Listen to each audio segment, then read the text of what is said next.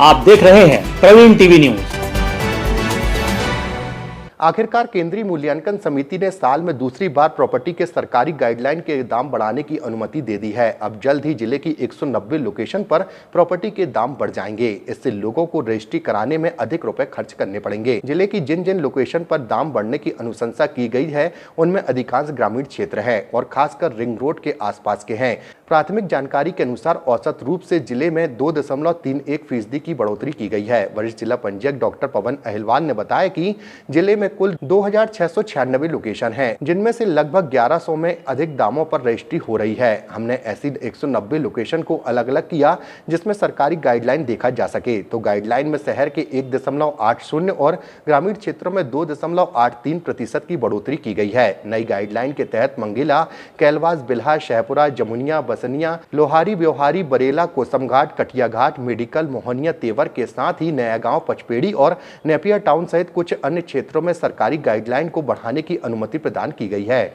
जी, ये सही है कि इस साल मिड टर्म गाइडलाइन का एनालिसिस किया गया है। तो हमारे पास शासन से डेटा आए हुए थे।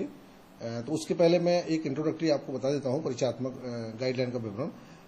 जबलपुर जिले की गाइडलाइन में 2696 टोटल लोकेशन है।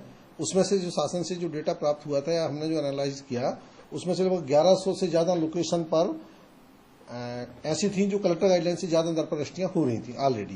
कहीं 100% ज्यादा, कहीं 200%, कहीं 300%, कहीं 50%, कहीं 25%, ऐसा।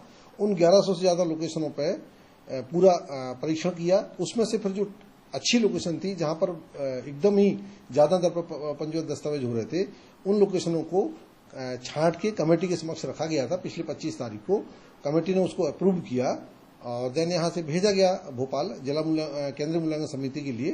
तो वहां से कल पता चला कि वो जबलपुर जिले की गाइडलाइन जो 190 लोकेशन भेजी गई थी वो अप्रूव हो गए हैं और शीघ्र ही शासन के जैसे आदेश आएंगे उस दिनांक से लागू हो जाएंगे। सर, कितना फायदा होगा इससे राजस्व को?